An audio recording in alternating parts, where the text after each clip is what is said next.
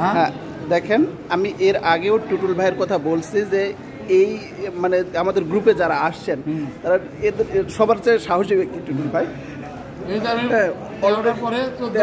13টা মরিচ খেয়ে ফেলছেন উনি, এখন 14 নাম্বার চলতেছে।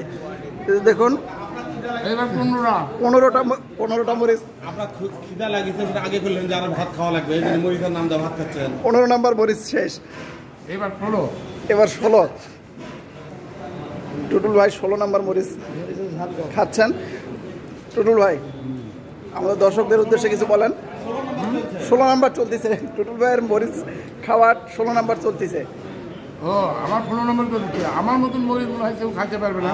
আমি দর্শককে বলছি এরকম ধান খাবেন, সুস্থ থাকবেন, ভালো থাকবেন। আগের 14টা খাওয়া দেখি নাই, পরে দুটা মিলে এবার তো 4টে হলো, আর বারবারই আছে 4টা অলরেডি হয়ে গেছে।